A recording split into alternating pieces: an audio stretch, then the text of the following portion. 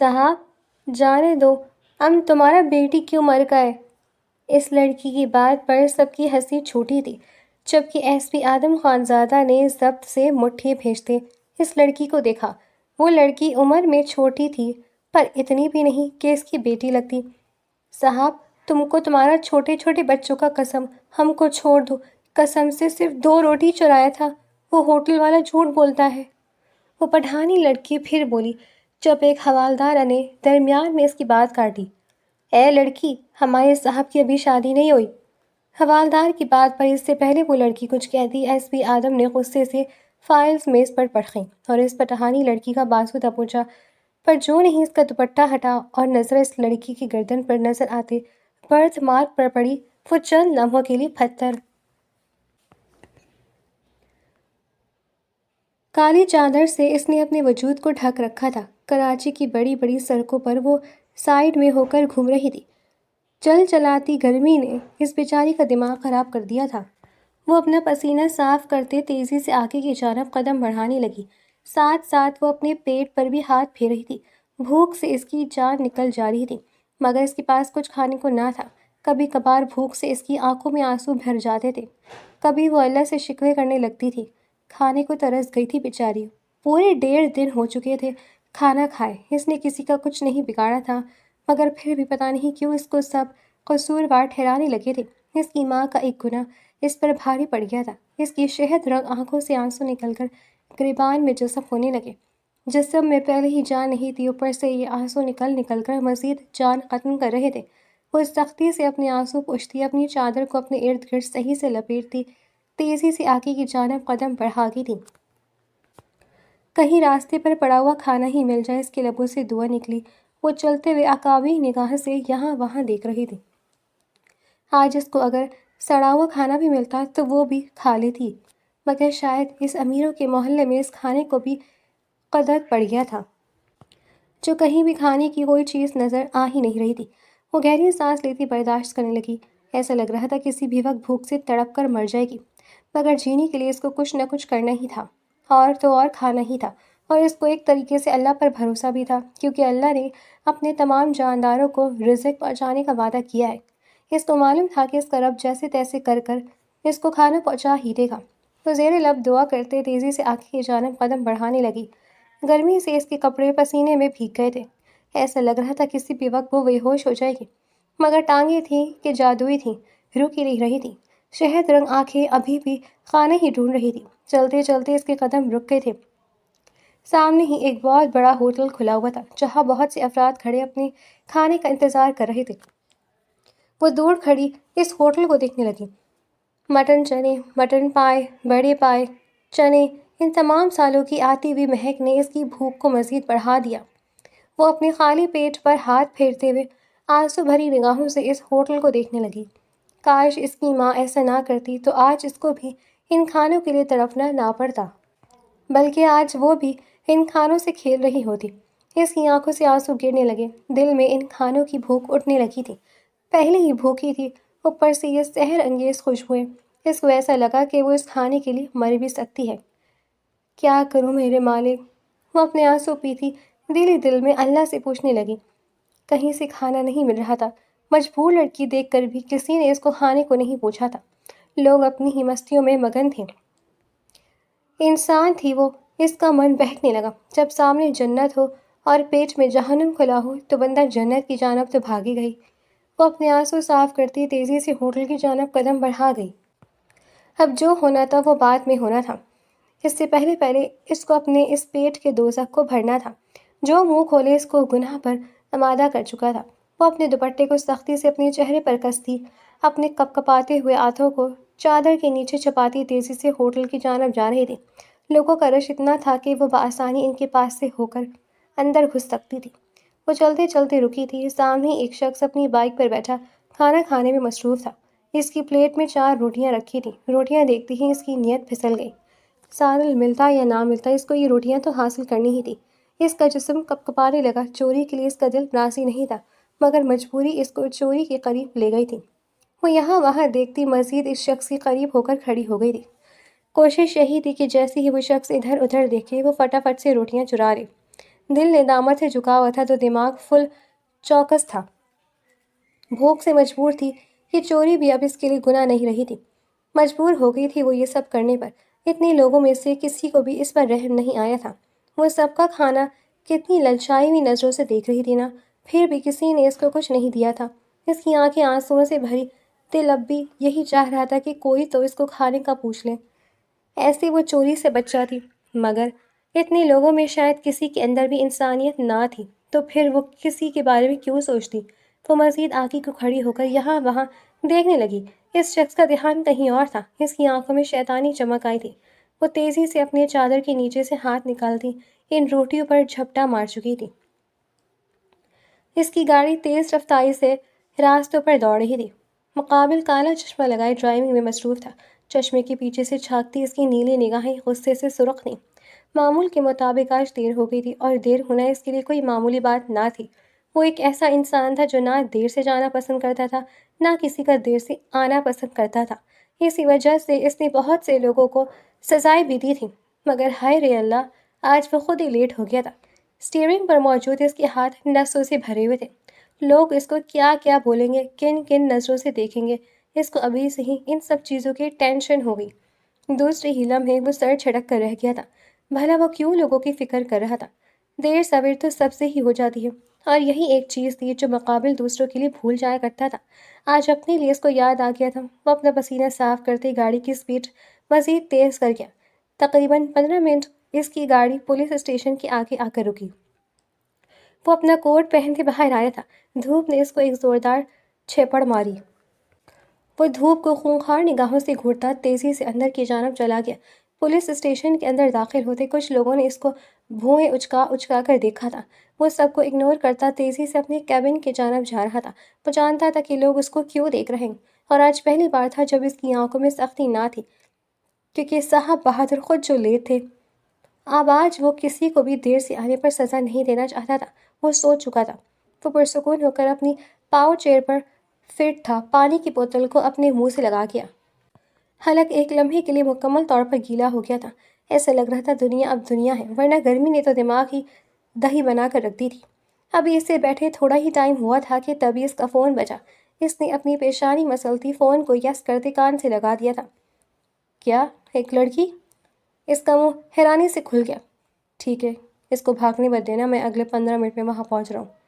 وہ تیزی سے حکم دیتا کھڑا ہوا تھا۔ کچھ حوالداروں کو اپنے ساتھ لیتے وہ تیزی سے پولیس اسٹیشن سے نکل گیا تھا۔ توبہ توبہ، آج کل کی لڑکیوں کو بھی سکون نہ ہے۔ اتنے آرام سے بیٹھے تھے پولیس اسٹیشن میں، مگر پتہ نہیں اس ایس پی کا بھی کیا ہی جاتا ہے۔ جہاں دیکھتا ہے ہم سکون میں ہیں، وہاں ہمارا سکون برباد کرنے پہنچ جاتا ہے۔ یہ ایک حوالدار کی آواز سنتے اس نے سرخ نگاہیں حوالدار پر گاڑی تھیں، جو اپنا پسینہ صاف کرتے پتہ نہیں کیا کیا کہہ رہا تھا۔ اس کی سرخ نگاہوں کو اپنے اوپر گڑھے دیکھ کر وہ سیدھے ہوتے گاڑی سے ٹیک لگا کر بیٹھ گیا۔ وہ صاحب، گرمی بہت ہو رہی نا؟ گرمی ہو رہی ہے تو پیسے کس چیز کے لیے لے رہے ہو؟ گھر پہ بیٹھ جاؤ آرام سے جا کر، پھر میں تمہیں کبھی بھی کچھ نہیں بولوں گا۔ اس کی اچھی خاصی ذلالت پر حوالدار کا چہرہ بھی سرخ ہو گیا۔ سر، وہ تو میں بس ویسے ہی مذاق کا رشتہ ہمارا اور میرا نہیں ہے۔ اسف، آئندہ خیال رکھنا، جس چیز کے پیسے لے رہے ہو اس چیز کو ایمانداری سے کرو، نہیں تو مجھے منٹ نہیں لگیں گے تمہیں یہاں سے چھٹی کروانے میں۔ وہ اس کو سختی سے کہتا اپنی نگاہیں سڑک پر ٹکا گیا۔ پہلے اس فون کی وجہ سے دماغ خراب ہو رہا تھا، واقعی آج کل کی لڑکیوں کو بھلا کیا ہو گیا تھا۔ چوری ایک ایسا گھناؤنا عمل ہے جو کسی کو نہیں کرنا چاہیے۔ چلو پھر بھی لڑکے کرتے ہیں، مگر ایک لڑکی چوری کرتے ہوئے پکڑی گئی، یہ سننے میں ہی عجیب، بہت زیادہ عجیب لگ رہا تھا۔ تقریباً 15 منٹ بعد اس کی گاڑی اس مصروف سے ہوٹل کے آگے رکی۔ ہوٹل میں اتنا رش دیکھتے اس کے بنے ہوئے اچکی۔ ایک تو لوگوں کو چٹپٹے ڈراموں کا بڑا شوق ہے۔ وہ دیکھ سکتا تھا کہ آدھی عوام صرف اور صرف اس چوری کا انجام دیکھنے کے لیے یہاں کھڑی تھی۔ وہ سارے عوام کو بیچ سے نکالتا تیزی سے ہوٹل کی جانب جانے لگا، مگر تبھی اس کے قدم ساکت ہوئے تھے۔ کالی چادر میں لپٹے ایک نازک سے وجود کو زمین پر پڑے دیکھ کر اس کی سانس رک گئی تھی۔ اتنی چھوٹی لڑکی چوری کر رہی تھی، اس کا دل ہی عجیب سا ہو گیا۔ صاحب، یہی ہے وہ چورنی، یہ چورنی ہماری دکان سے پیسے چرا کر بھاگ رہی تھی۔ مالک کے انضام پر درفشا کی بھوئیں پھیل گئی تھیں۔ ایسا لگ رہا تھا آنکھیں ہی پھٹیں۔ اے 2 نمبر انسان، جھوٹ نہ بولو، ہم نے کوئی تمہارا پیسہ نہیں چرایا ہے۔ وہ اپنے چہرے پر نقاب رکھے چلائی تھی۔ ایس پی آدم خان زادہ نے گھور کر میڈم جی کو دیکھا تھا جو چوری کر کر پکڑی گئی تھی، مگر آواز میں ایسا روب تھا کہ چند لمحوں کے لیے وہ خود بھی حیران رہ گیا۔ چپ، زیادہ بکواس نہیں کر، آئی بڑی میرے کو جھوٹا ثابت کرنے والی۔ ہوٹل کے مالک نے اس لڑکی کو ٹھڈا مارا تھا۔ اس کی اس حرکت پر آدم خانزادہ کی پیشانی پر بل پڑے تھے۔ بھلے سے اس نے چوری کی تھی مگر پھر بھی مالک کا یہ اقدام ایس پی آدم خانزادہ کو پسند نہیں آیا تھا۔ اس نے گھور کر مالک کو دیکھا تھا، اس سے کہ پہلے وہ کچھ اور کہتا اس کو اپنی جگہ پر رکنا پڑا۔ وہ لڑکی ایک جھٹکے سے کھڑے ہوتی ایک زوردار تھپڑ اس شخص کے چہرے پر رسید کر گئی۔ وہ جو پہلے ہی حیران تھا اب کی دفعہ مزید حیران رہ گیا۔ اس لڑکی میں اتنا دم خم ہوگا اس نے نہیں سوچا تھا۔ ہم سے پنگا لے گا تو؟ ابے جھوٹے، اتنا بڑا تیرا ہوٹل ہے، جھوٹ بول بول کر اس کو نہ گوا دیو۔ اللہ کو اتنا جھوٹ پسند نہ ہے۔ وہ اپنے چہرے پر دوپٹہ رکھے پھاڑ کھانے والے انداز میں چلا رہی تھی، جبکہ وہ اس کی جرأت پر حیران تھا۔ ایک لڑکی میں اتنی بہادری ہوگی یہ اس نے آج پہلی بار دیکھا تھا۔ 2 ٹکے کی لڑکی مجھ پر ہاتھ اٹھایا؟ اس مالک نے دوبارہ سے اس کو مارنے کے لیے ہاتھ اٹھایا تھا۔ اس سے پہلے کہ وہ اس کو تھپڑ مارتا ایس پی آدم خانزادہ ایک جھٹکے سے اس کے سامنے جاتا اس کا ہاتھ روک گیا تھا۔ وہ ایک سخت نظر سے اس کو دیکھتا ہے، اس کے ہاتھوں کو مڑوڑ گیا۔ ایک عورت پر ہاتھ اٹھانے والا مرد تو کہیں سے نہیں ہو سکتا تھا۔ مجھے یہاں کس لیے بلایا جب خود ہی سب کچھ دیکھنا تھا؟ آدم کی آواز اتنی سخت تھی کہ وہ مالک خود ہی پیچھے ہو کر کھڑا ہو گیا۔ وہ اس کو ایک سخت نظر سے دیکھتا مڑتے ہوئے اس نازک وجود کو دیکھنے لگا جو اب بھی اپنی چادر کو ٹھیک کرنے میں مصروف تھی۔ وہ اس کو دیکھتا لب بھیج کر رہ گیا تھا۔ پتہ نہیں ایسا کون سا خزانہ اس چادر کے اندر چھپا رکھا تھا جو چادر اب تک ٹھیک ہو کر ہی نہیں دے رہی تھی۔ ہاں بی بی، اب بتاؤ مجھے، پیسے کیوں چوری کیے تم نے؟ آدم کی آواز بگڑ گئی تھی۔ اس چوری سے بات تک کرنے کا دل نہیں کر رہا تھا مگر مجبوری تھی، اس فیلڈ میں وہ کام کرتا تھا۔ اگر پوچھ تاچھ نہ کرتا تو ایس پی کس نام کا؟ پیسوں کی بات پر دریفشا کی آنکھیں سرخ ہوئی تھیں۔ ہم تم جیسے ایرا گیرا کو جواب نہیں دیتا، خبردار جو ہم سے سوال کیا تو وہ انگلی اٹھا کر اس کو وارن کرتی ہے۔ آدم کو مزید غصہ دلا چکی تھی۔ آدم جو پہلے ہی خود پر اتنا ضبط کر کر کھڑا تھا، اس کی اس حرکت پر وہ اپنی مٹھیاں بھیج کر رہ گیا۔ جو پوچھ رہا ہو اس کا جواب دو، فضول کی نوٹنکی نہ کرو۔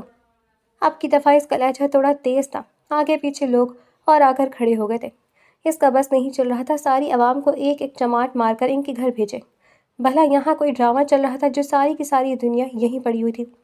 ہم نے کہا نا، ہم تم جیسا ایرا گیرا کو جواب نہیں دیتا، اور خبردار جو ہم کو لڑکی سمجھ کر دہانے کا شوق کوشش کیا تو ہم کو معمولی لڑکی مت سمجھنا۔ وہ پھر سے چلائی۔ اس کی حرکت پر اس کے لبوں پر مسکراہٹ دوڑی تھی۔ اس کا نازک جسم دیکھتے وہ سمجھ گیا تھا کہ میڈم واقعی ایری گیری نہ تھی۔ تماشا نہ لگاؤ، مجھے یہ بتاؤ کہ کیوں پیسے تم نے چرائے یہاں سے؟ اگر تم سیدھی شراوت سے نہیں بتاؤ گی تو پھر تمہیں پتہ ہے لاک اپ میں تمہاری کتنی اچھے سے سیوا ہوگی۔ اس کی دھمکی پر دریفشا لرز اٹھی۔ پہلی ہی بھوک سے آتے قل ہو اللہ پڑھ رہی تھی، اوپر سے اگر جیل چلی جاتی تو یہ لوگ مار مار کر اس کا برعکس نکال دیتے۔ اس کی آنکھوں میں تیزی سے آنسو آئے تھے۔ ظالم مالک نے 2 روٹیاں بھی چھین لی تھی، اوپر سے اس کی اچھی خاصی بے عزتی بھی کروائی تھی۔ اس کے دل سے اس مالک کے لیے بھر بھر کر بد دعائیں نکلنے لگی۔ کچھ پوچھا ہے میں نے تم سے؟ آدم خانزادہ اس کے آگے چٹکی بجاتا تیز لہجے میں بولا۔ وہ اس کو ایک نظر دیکھتی جلدی جلدی اپنی چادر صحیح کرتی تیزی سے وہاں سے نکلنے لگی۔ اس سے کہ پہلے کہ وہ وہاں سے بھاگتی آدم اس کا بازو تھامتے اس کو اپنے قریب کھینچ گیا تھا۔ تم کیا سمجھ رہے ہو کہ میں پولیس آفیسر ایسے ہی بن گیا؟ تم جیسی چورنیوں کو اچھے سے دیکھ چکا ہوں آج سے پہلے بھی میں، تو یہ مت سمجھنا کہ میں تمہیں اتنا آسانی سے جانے دوں گا۔ وہ اس کا بازو سختی سے مڑوڑ گیا تھا۔ اس کی اس حرکت پر دریفشا کی آنکھوں سے آنسو بہنے لگے۔ اس مشکل سچویشن سے کیسے بچے سمجھ نہیں آ رہا تھا۔ یہ آدم خور اس کو جیل میں نہ ڈال دے، سوچ سوچ کر اس کی دھڑکنیں رک رہی تھیں۔ خدا کا واسطہ ہم کو جانے دو، ہم کو ہمارے گھر بھی جانا ہے، پلیز ہم کو یہاں سے جانے دیں۔ وہ اس کے آگے ہاتھ جوڑتی بھیگے لہجے میں بولی۔ اوور ایکٹنگ نہ کرو، گھر جانے دو تم کو۔ وہ مزید سختی سے اس کے ہاتھ تھام گیا تھا۔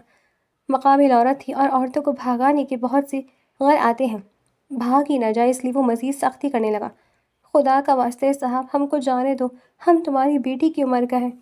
وہ اپنے چہرے پر نقاب کستی اپنے لہجے کو مزید بھیگا کر کر بولی۔ اس کی اتنی زیادہ اوور ایکٹنگ پر آدم کو غصہ آ گیا تھا، جبکہ اس کے منہ سے خود کو بیٹی کہے جانے پر وہاں لوگ ہنسے لگے تھے۔ لوگوں کو ہنستے دیکھ کر اس کا چہرہ سرخ ہوا تھا۔ وہ ضبط مٹھی بھیجتا اس پر اپنی سرخ نگاہیں ٹکا گیا۔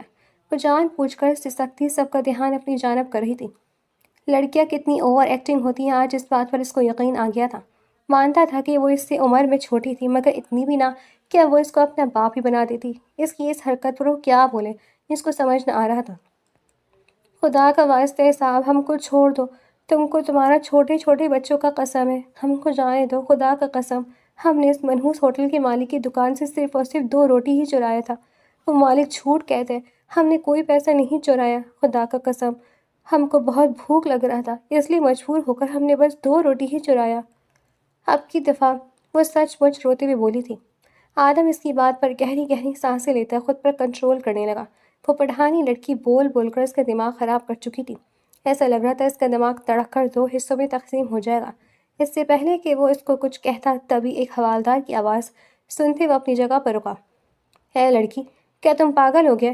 کیا کیا بول رہے تم؟ ہمارے صاحب کا تو ابھی شادی تک نہیں ہوا، بچہ کہاں سے ہوگا؟ کوارا ہے ہمارے صاحب۔ اس کی بات سنتی اس سے پہلے کہ وہ کچھ کہتی، آدم غصے سے سلگتا اس کا بازو کھینچتے اس کو اپنے پاس کر گیا تھا۔ اس ہبڑا تبڑی میں اس لڑکی کے سر سے چادر اترتی کندھوں پر آ گری تھی۔ چادر کے ساتھ ساتھ وہ بھی اپنی جگہ پر گڑ کر رہ گیا تھا۔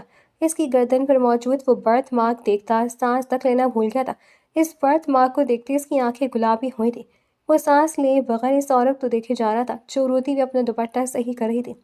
کسی بھی لڑکی کا دوپٹہ یوں نہیں کھینچنے کا، کیا تم لوگوں کو نہیں پتا؟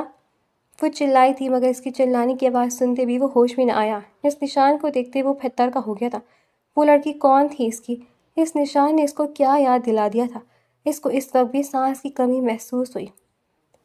دن ڈھل کر رخصت ہو گیا تھا، شام تھی، اب موسم ٹھنڈا ہو گیا تھا، مگر پھر بھی اس کو اس وقت گرمی لگ رہی تھی۔ بولو نا سارے کے سارے، جانور کو تم لوگ! وہ پھر سے چلائی۔ اس سے پہلے کہ آدم کچھ کہتا، ہوٹل کا مالک آتے اس کے بالوں کو اپنے ہاتھوں میں جکڑ گیا تھا۔ اس سے کہ پہلے وہ کچھ اور کرتا، آدم ایک جھٹکے سے درفشا کو اپنے پیچھے چھپاتا ایک زوردار چماچ اس ہوٹل کے مالک کے گال پر رسید کر گیا۔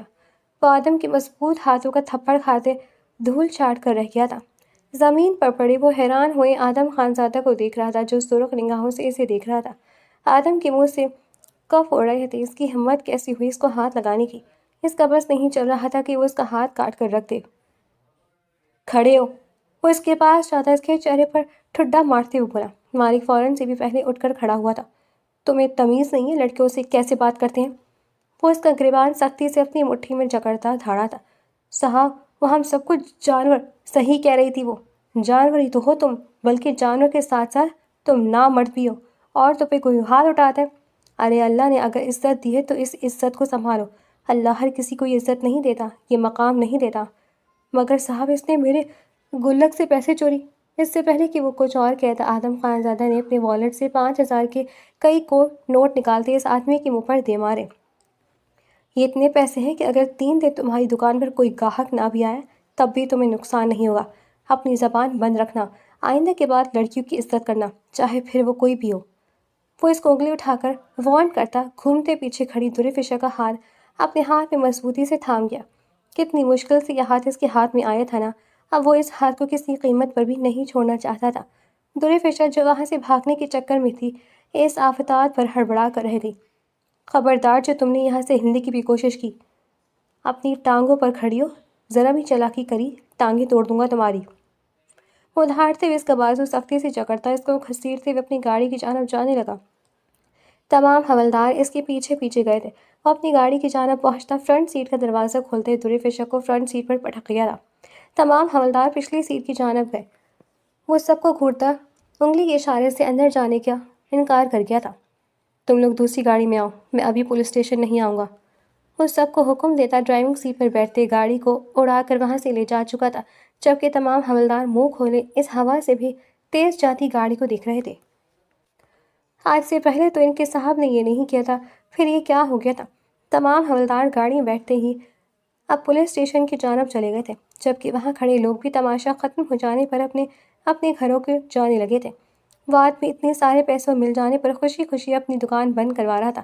2 دن کی چھٹی بھی کر لیتا تو بھی کچھ نہیں جانا تھا۔ منافع تو پہلے اچھا خاصا ہو گیا تھا، جبکہ وہ گاڑی میں بیٹھ کے ہچکیاں لیتی رو رہی تھی۔ یہ شخص اس کو جیل میں ڈال دے گا سوچ کر اس کی دھڑکنیں رک رک کر چل رہی تھی۔ اس کے رونے پر آدم لب بھیج کر رہ گیا۔ رو کیوں رہی تھی اس کو سمجھ نہ آیا۔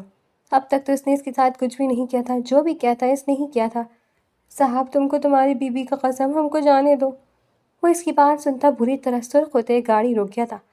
خبردار، جو اب تم نے اپنی فضول قسم کی قسمیں مجھے دی تو اگر اب دوبارہ یہ والی ہوشیاری کری نا تو تم نے دروازہ کھول کر تمہیں کھائی پٹک دوں گا۔ پھر اس کے بعد نیچے گر کر اللہ کے پاس چلی جانا، مجھے ذرا بھی کوئی افسوس نہیں ہوگا۔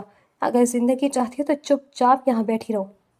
وہ اس کو دھمکاتا اپنی گاڑی کی سپیڈ بڑھا گیا تھا، چونکہ موت کے ڈر سے وہ بھی چپ چاپ اب یہاں وہاں دیکھنے میں مصروف تھی۔ بھوک سے اس کو ہچکیاں آنے لگی۔ آدم اس کو ایک نظر دیکھتا ہی سمجھ گیا تھا کہ وہ لڑکی حد سے زیادہ بھوکی تھی۔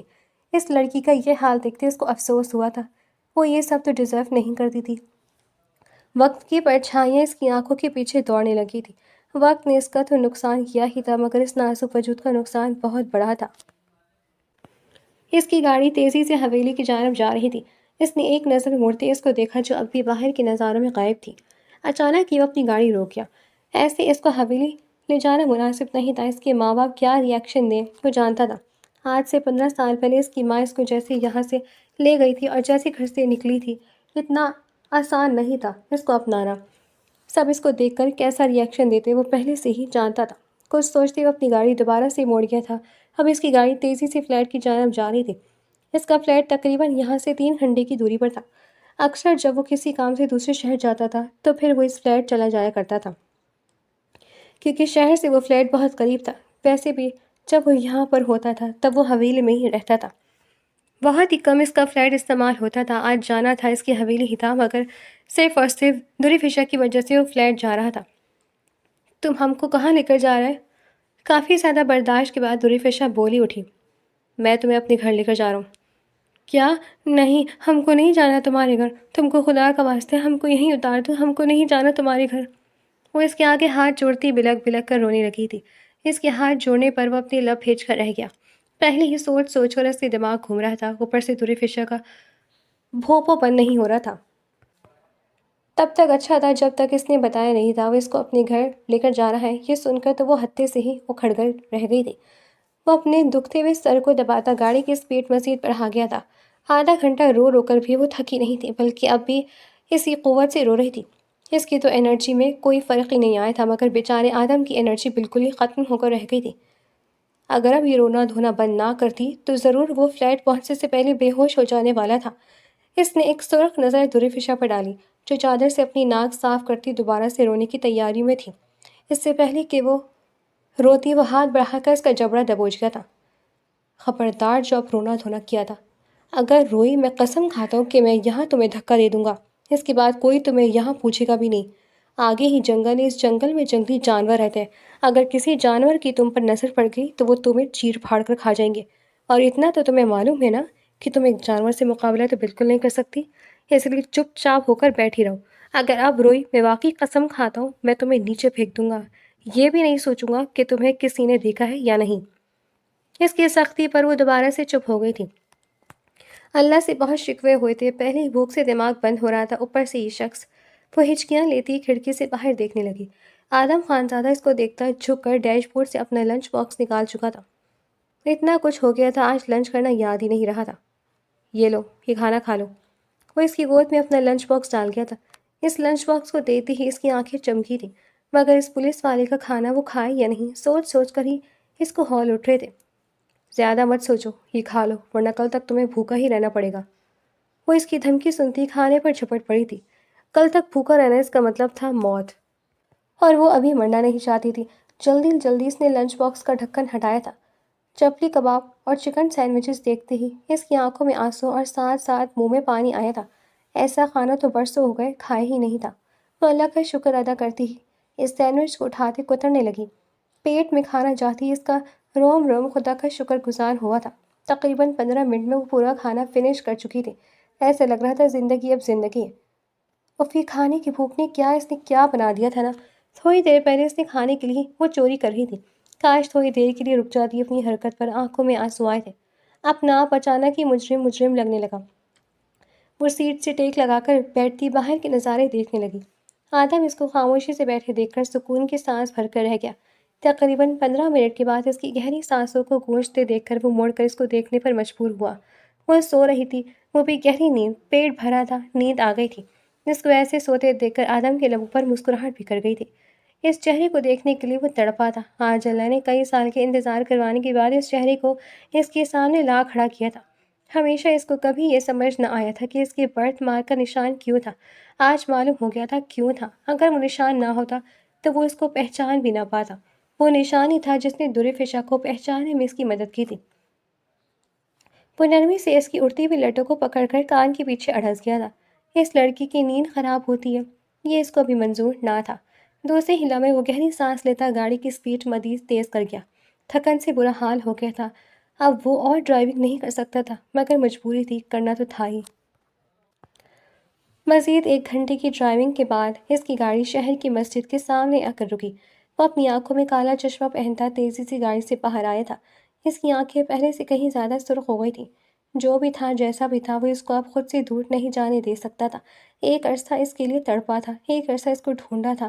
آج مل گئی تھی سب سے پہلے۔ وہ آج اس عورت کو اپنا بنانا چاہتا تھا۔ عصر کی اذان کی آواز سنتی اس کی آنکھیں پانی سے بھری تھیں۔ بے شک اس کا اللہ بہت رحیم و کریم تھا۔ جب اس کو نہ ملی تھی تب اس نے اللہ سے کتنے شکوے کیے تھے نا، مگر آج اللہ نے اس کو اس عورت سے ملا کر اس کو مکمل کر دیا تھا۔ وہ خوش تھا، بے حد خوش۔ وہ تیزی سے فرنٹ سیٹ کی جانب جاتا ہی ایک جھٹکے سے اس کا دروازہ کھل گیا تھا۔ وہ اب بھی گہری نیند سو رہی تھی۔ کوئی اور وقت ہوتا تو وہ اس کو تنگ نہ کرتا، مگر افسوس، تنگ کرنے کے بجائے اس کے پاس ابھی دوسرا کوئی راستہ نہ تھا۔ وہ جھکتا اس کا بازو تیزی سے ہلانے لگا۔ اس اچانک آفتات کے لیے وہ تیار نہ تھی، اس لیے جھٹکا کھا کر اٹھی۔ اٹھو، ہم نے اندر چلنا ہے۔ وہ اس کو دیکھتا رخ موڑ کر کھڑا ہو گیا۔ اس کی نشیلی آنکھیں اس وقت اس کو بہکا رہی تھی۔ وہ ابھی اس کی ان آنکھوں میں نہیں دیکھ سکتا تھا۔ وہ اپنا بایاں حصہ مسلتے اس کو انتظار کرنے لگا۔ یہ تم مجھے کہاں لے آئے ہو؟ وہ اپنی چادر درست کرتی گاڑی سے باہر آئی۔ کیا تم دیکھ نہیں رہی ہم کہاں آئے ہیں؟ یہ تو مسجد ہے، مسجد کیوں لے کر آئے ہو مجھے؟ ویسے سوچا تھا کہ تمہیں اندر جا کر ہی بتاؤں گا میں تمہیں یہاں کیوں لے کر آیا ہوں، مگر اگر ابھی تم پوچھ رہی ہو تو سوچ رہا ہوں کیوں نہ ابھی ہی بتا دوں، بعد میں بھی تو بتانا ہی ہے نا۔ وہ آرام سے کہتا اس کی جانب مڑا تھا۔ اس کے اس انداز سے درفشا کو خوف سا آیا تھا۔ ویسے تو مسجد میں لڑکیاں نہیں آتی، مگر اگر نکاح کرنا ہو تو مسجد آیا جا سکتا ہے، اس لیے تم بھی اس لیے مسجد آئی ہو۔ نکاح؟ کس کا نکاح؟ وہ ناسمجھی سے اس کا چہرہ دیکھنے لگی۔ اس کی بات پر آدم خانزادہ مسکراتے ہوئے اس کا ہاتھ سختی سے تھام گیا تھا۔ تمہارا اور میرا جان، ہم دونوں کا نکاح ہے آج۔ تم پاگل ہو گئے ہو؟ وہ چلاتے ہوئے اس کا ہاتھ چھٹک گئی۔ آدم سختی سے اس کا ہاتھ دوبارہ سے تھام گیا تھا۔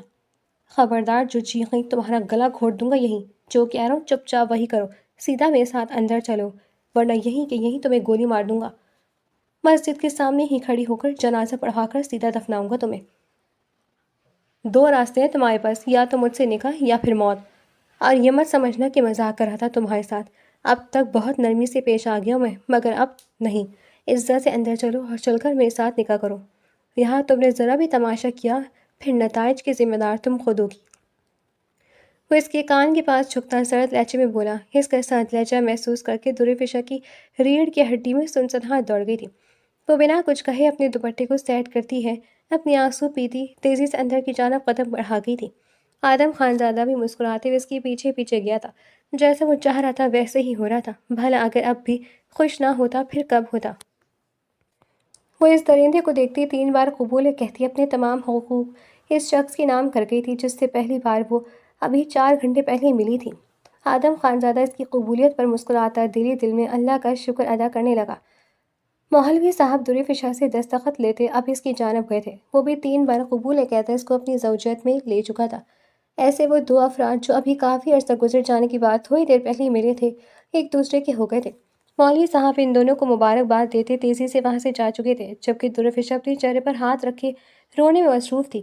وہ یہ نکاح نہیں چاہتی تھی، صرف اور صرف ڈر سے اس نے یہ نکاح کیا تھا، اور یہ نکاح کر کر اس کو ایسا محسوس ہو رہا تھا کہ اس نے بہت غلط کر دیا تھا۔ وہ ہونٹوں کو کاٹتا اس کے پاس آیا۔ اٹھو بیگم، گھر جانا ہے۔ وہ اپنی گھڑی دیکھتا مصروف لہجے میں بولا۔ دفع ہو جاؤ تم گھٹیا ذلیل انسان، میں تمہارے ساتھ کہیں بھی نہیں جاؤں گی۔ وہ ضدی انداز میں بولی۔ جان، خود سے اٹھ جاؤ، نہیں تو میں تمہیں گود میں اٹھا کر لے جاؤں گا۔ ویسے تو میرا کچھ نہیں جائے گا، مگر یہ مسجد ہے، اور جب اتنے لوگ تمہیں میری گود میں دیکھیں گے پھر تو تم جانتی ہو نا وہ کیا کہیں گے، اس لیے جلدی سے اٹھ جاؤ۔ وہ اس کو سرخ نگاہوں سے گھورتی تیزی سے اٹھتی باہر نکل گئی تھی۔ وہ بھی مسکراتے ہوئے اس کے پیچھے پیچھے نکلا تھا۔ سارے راستے وہ یوں ہی روتی رہی۔ آدم خانزادہ نے اس کو کھل کر رونے دیا تھا۔ ظاہر سی بات ہے ابھی وہ حقیقت سے آراستہ نہیں تھی، ایسے ساتھ ابھی ظلم ہی ہوا تھا، مگر وہ حقیقت اس کو بتانے کا ارادہ رکھتا تھا۔ فلیٹ کے سامنے پہنچ کر گاڑی روکتا، اس سے پہلے کہ وہ گاڑی سے باہر نکلتا، دریافشا گاڑی کا دروازہ کھولتی ہے، ایک جھٹکے میں وہاں سے بھاگی تھی۔ اس کو ایسے بھاگتے دیکھ کر آدم خانزادہ اپنے لب پھینچتا اس کے پیچھے پیچھے بھاگا تھا۔ ابھی بھی بیوی بنی ہے، ابھی سے اپنے پیچھے دوڑا رہی ہے۔ وہ اس کے بے حد پاس پہنچ کر رکتا، جھک کر اس کو اپنی گود میں اٹھا گیا تھا۔ اس اچانک بڑی آفات کے لیے دریافشا تیار نہ تھی۔ وہ بری طرح سرخ پڑتے آدم کا گریبان تھام گئی تھی۔ آدم سرخ چہرہ لیے اس کو دیکھتا تیزی سے فلیٹ کے اندر آیا تھا۔ مجھے چھوڑ دو جنگلی جاہل انسان، مجھے نہیں رہنا تمہارے ساتھ، تم نے زبردستی کی ہے میرے ساتھ، میں نہیں رہوں گی تمہارے ساتھ، مجھے طلاق دو، مجھے نہیں رہنا۔ وہ چلا چلا کر روتے اس کے سینے پر مکے مار رہی تھی۔ آدم لب بھیجتا، کمرے کے اندر داخل ہوتا، اس کو بستر پر پوری قوت سے پٹکتا، تیزی سے اپنے کمرے سے باہر نکلا تھا۔ باہر نکلتے نکلتے وہ دروازے کو لاک کرنا نہ بھولا تھا۔ اس کو اس وقت تھوڑی سی تنہائی چاہیے تھی، اس کے بعد وہ اس کو تمام حقیقت سے آشنا کر دینے والا تھا۔ اس کی ماتمی سسکیوں کی آواز سنتے ہی اس کے قدم زمین میں جکڑے تھے۔ دوسرے ہی لمحے وہ سر جھٹکتا تیزی سے وہاں سے نکل گیا۔ وہ اپنے سر میں اٹھتی ٹیسوں کو دباتا اسٹڈی روم میں داخل ہوا تھا۔ ملازموں شاید آج اسٹڈی روم صاف نہ کیا تھا، کوئی اور وقت ہوتا تو وہ صحیح سے ان کی کلاس لگاتا، مگر آج وہ اپنے حالوں میں ہی کہاں تھا۔ جو ان کے بارے میں سوچتا تو تھکا تھکا سے اپنی پاور چیئر پر جا کر بیٹھا۔ اپنے سر کو دباتے اس نے آنکھیں موند لی تھیں۔ سال گزر گئے تھے مگر آنکھیں آج بھی اس سے 16 سال پیچھے چلی جاتی تھیں، جہاں وہ اس سے بچھڑ کر چلی گئی تھی۔ اس کے بارے میں سوچتے اس کی آنکھیں دھیرے دھیرے بند ہونے لگی تھی۔ وقت اب بھی ماضی میں سفر کر رہا تھا۔ ماضی، وہ اس کے بارے میں سوچتا مسکراتے ہوئے گھر کے اندر داخل ہوا۔ واللہ پیپر ختم ہو گئے، اب میں اور دریافشا ڈھیر سارا کھیلیں گے۔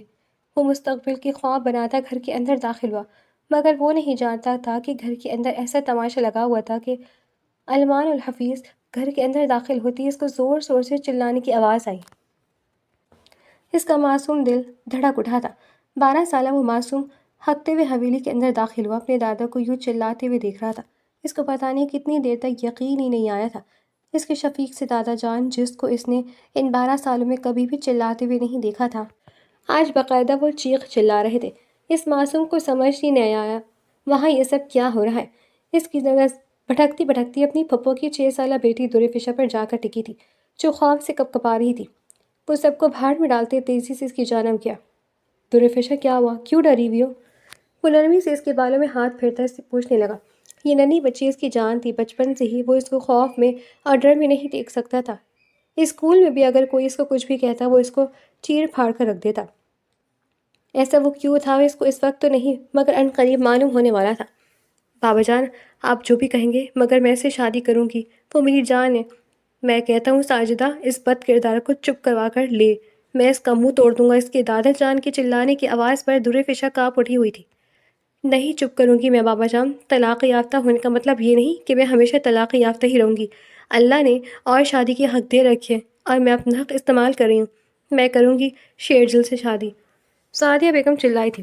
تو اس سے شادی کرے گی؟ اگر تو نے اس سے شادی کری پھر تیرا ہم سے کوئی لینا دینا نہیں ہوگا۔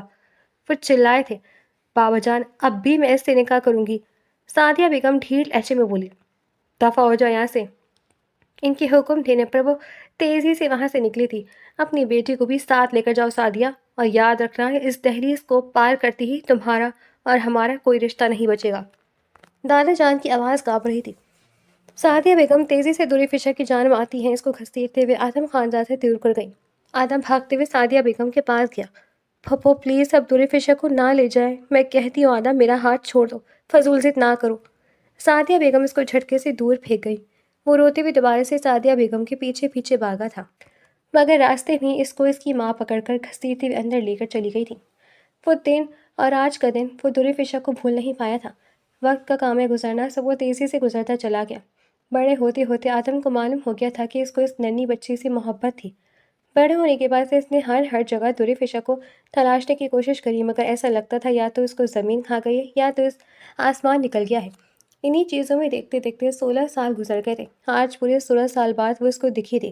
شکل سے تو وہ اس کو پہچان نہیں پایا تھا، مگر اس کا برتھ مارک جو بچپن میں بھی اس کو ہپنوٹائز کرتا تھا، آج بھی ہپنوٹائز کرتے، اس کی مشکل آسان کرتے، اس کو یہ بتا گیا تھا کہ جس کو وہ سالوں سے ڈھونڈ رہا تھا وہ یہ تھا، اس کا چہرہ بھی تھوڑا تھوڑا سعدیہ بیگم سے مل رہا تھا۔ وہ اللہ کا جتنا شکر ادا کرتا اتنا کم تھا۔ اچانک اس کو ماضی نے حال میں دھکیل دیا تھا۔ وہ اپنی سرخ آنکھوں کو مسلتا اٹھ کر بیٹھا۔ وقت آیا چاہتا تھا کہ اس لڑکی سے اپنی محبت کا اظہار کیا جائے، اس کو بتایا جائے کہ وہ کوئی اور نہیں بلکہ اس کی پھپھو کی بیٹی ہے، جس کو وہ بچپن میں اپنی پھپھو کی ضد کی وجہ سے کھو چکا تھا۔ وہ اپنے کندھوں کا دباتا کھڑے ہوتے تیزی سے اپنے کمرے کی جانب قدم بڑھا گیا تھا۔ تقدیر مسکرائی تھی، وقت کہتا تھا کہ اب سب اچھا ہونے والا تھا۔ وہ کمرے کے اندر داخل ہوتا چاروں جانب دیکھنے لگا۔ بستر پر اوندھے منہ لیٹی وہ اب تک ہچکیاں بھر رہی تھی۔